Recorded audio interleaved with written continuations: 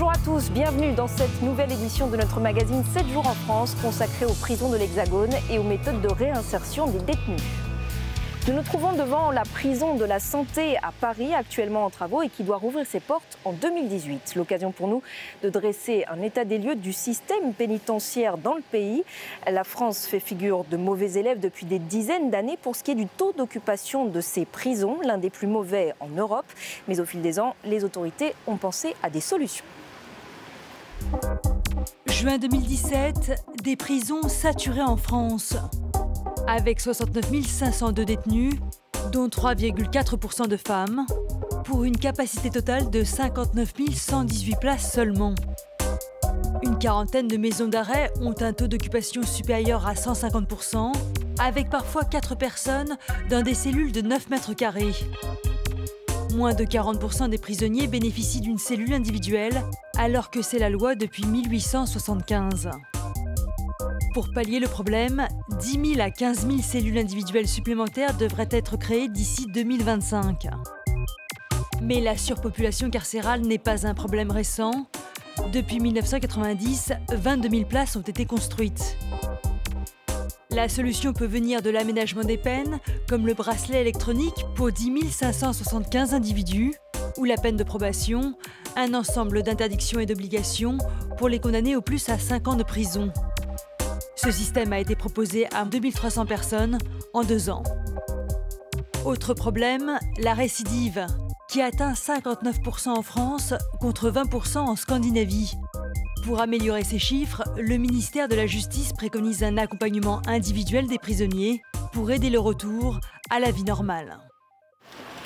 Direction maintenant le centre pénitentiaire de Mont-de-Marsan dans les Landes où un nouveau mode de détention a été expérimenté et il porte déjà ses fruits. Dans cette prison, les détenus ont la clé de leur cellule et ils sont responsabilisés à travers des activités. Un immense soulagement à la fois pour les prisonniers et pour les surveillants. Pas de bruit de clé, ni de porte, pas de cris non plus. Les sons si caractéristiques de la prison ont quasiment disparu.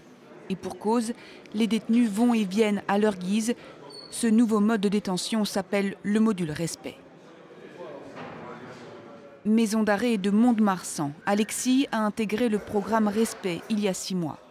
Particularité de ce régime carcéral, chaque détenu est libre de ses mouvements et a la clé de sa cellule. C'est un grand soulagement et une grande avancée pour la détention. On n'a pas besoin d'attendre le surveillant pour pouvoir faire ce qu'on a besoin de faire, c'est-à-dire passer du sucre à une cellule, passer du café. On a accès à la promenade quand on veut. On trouve un peu de dignité parce qu'en détention normale, on est enfermé 22 heures sur 24. On est traité comme des chiens. Au module respect, plus de liberté, mais en échange, beaucoup plus d'obligations. Lever 7 heures du matin, lit au carré, cellule impeccable. Beaucoup plus de fouilles et chaque détenu doit effectuer 25 heures d'activité par semaine. Donc là, vous pouvez voir, le matin, bon réveil, travail, entretien de la cellule, repas, travail, sport et repos. Et le travail pour Alexis se passe à la buanderie de la prison.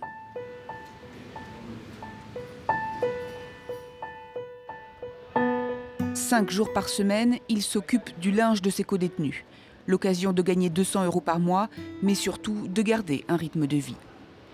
Toute personne est éligible au module de respect à partir du moment où elle en fait la demande. Néanmoins, nous écarterons les personnes détenues susceptibles d'actes de violence, des personnes détenues dont le degré de dangerosité ne permet pas l'intégration au module de respect.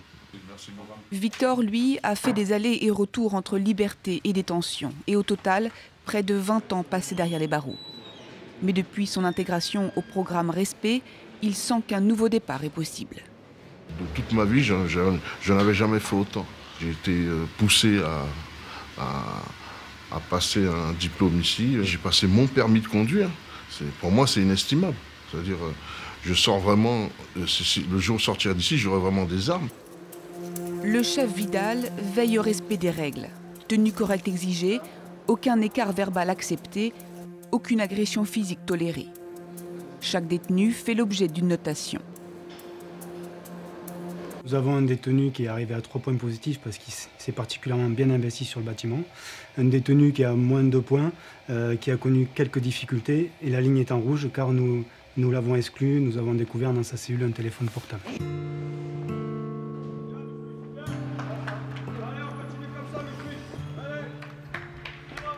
Le module respect, une révolution aussi pour les surveillants. Le travail, arms. Ouais. Ça va? Ça va. Stéphane n'est plus un porte-clés qui ouvre et ferme les portes à longueur de journée. Son temps, il peut le consacrer à accompagner chaque détenu dans sa peine. On ne vient pas au travail à reculons, contrairement à la détention normale où là, effectivement, il y a encore beaucoup de problèmes d'agression sur personnel. Nous, on a la chance de ne pas avoir ce problème sur le bâtiment. Plus d'agression. Plus d'agression. Depuis l'ouverture du module respect à Mont-de-Marsan en janvier 2015, une tentative d'agression sur surveillant, 3 tentatives de suicide. Les résultats de ce programme sont examinés à la loupe.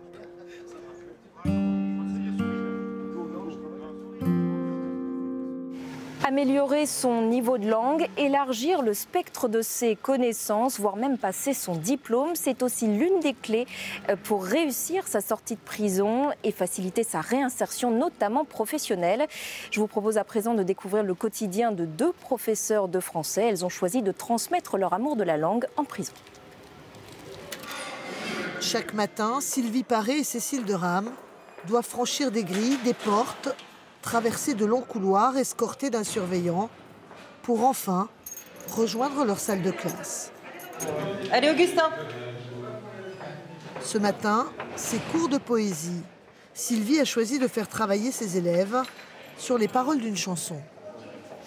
Enfermé, à l'étroit dans ma cellule, tous les jours le même café, mais c'est le temps qui est soluble. Pourquoi est-ce qu'on peut dire que c'est aussi une poésie comme tout ce qu'on a étudié avant? Ça rime. Ça rime. Abdel, 27 ans, ne rate aucun cours. L'école pour lui n'est qu'un vague souvenir, mais cette année, il prépare le brevet des collèges.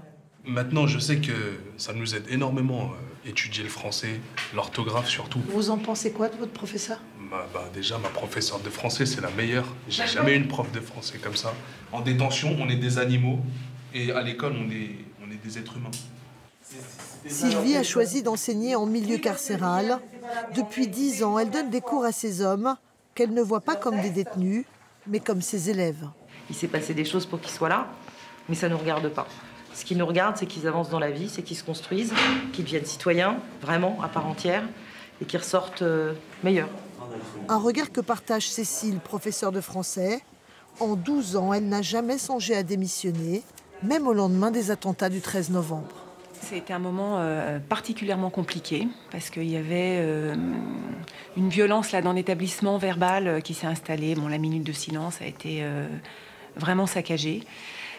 Donc retourner en cours dans ces conditions après, c'était pas simple. Mais bon, on a discuté, on a fait un travail après dans toutes les classes, un travail commun autour de ça. À la prison de Nanterre, sur 1000 détenus, 140 suivent des programmes de l'éducation nationale et chaque année, plusieurs d'entre eux obtiennent des diplômes. Nous sommes maintenant à la maison centrale de Saint-Martin-de-Ré sur l'île de Ré où la pratique du sport est expérimentée comme outil de réinsertion. Cette semaine, dans le cadre de la candidature de la France au JO 2024, une journée spéciale est organisée durant laquelle les détenus s'essayent à plusieurs disciplines inspirées des épreuves olympiques.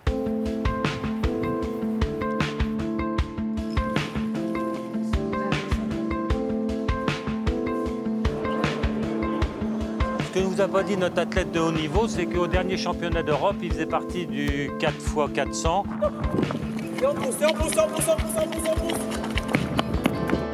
Je me trouve à présent avec Benjamin Chanséaume, directeur adjoint du SPIP de la Charente-Maritime et l'un des organisateurs de cet événement. Bonjour. Pourquoi est-ce que faire du sport en prison, c'est très important ? Faire du sport en prison permet plusieurs choses. Ça permet de lutter contre la désocialisation. Ça permet également de travailler sur le vivre ensemble, de travailler sur le respect à l'égard de son corps, également du respect des règles Dans un processus de réinsertion, les personnes seront également soumises en tant que citoyens aux règles de la société. Et enfin, ça permet de travailler sur la notion de responsabilisation, puisque les personnes ne sont plus spectatrices de ce qui se passe, mais occupent une position d'acteur, ce qui, dans un processus de réinsertion, est extrêmement précieux. Tu vas en passer, vous avez tous 3 passages à chaque fois. Il y a un Boldori qui t'attend. Je suis en compagnie à présent de Karl Seyé et Dimitri Pouzo. Bonjour, vous êtes surveillant et moniteur sportif. Comment est-ce qu'on coach un détenu? Est-ce qu'il y a des spécificités? On doit prendre en compte leur vécu, ce qu'ils sont, voilà, s'ils sont blessés, un peu comme l'extérieur. Mais c'est vrai que l'enfermement cause beaucoup de tensions. Quels sont les effets positifs de la pratique du sport sur les prisonniers? Pendant 1 heure, ils vont pouvoir penser à eux et faire une activité autre que de rester sur leur lit et de regarder la télé. Tout ça, ça permet aussi d'abaisser les tensions au niveau de la détention, tout simplement. La surpopulation carcérale, est-ce que ça affecte votre activité ? Alors effectivement, sur la maison d'arrêt de Rochefort, donc, pour 53 places, on a actuellement 81 détenus présents sur l'établissement, donc on est un peu plus de 150% de surpopulation. Donc effectivement, c'est plus difficile puisque le nombre de séances est limité par détenu. On aurait 53 détenus, on aurait la possibilité de faire plus de séances individuelles. Donc là aujourd'hui, c'est vrai que cette difficulté restreint les groupes et on ne peut pas développer le sport comme on le voudrait au sein de nos établissements. Qu'est-ce que ça vous apporte concrètement de pratiquer du sport en prison? Vous êtes au ralenti par rapport à l'extérieur et garder une certaine dynamique sportive vous aide à vous renforcer et bien évidemment à vous préparer au monde complètement fou et extrêmement rapide à l'extérieur. Puis ça donne une certaine rigueur, une certaine hygiène de vie, ça sort de la cellule. Voilà quoi, c'est positif.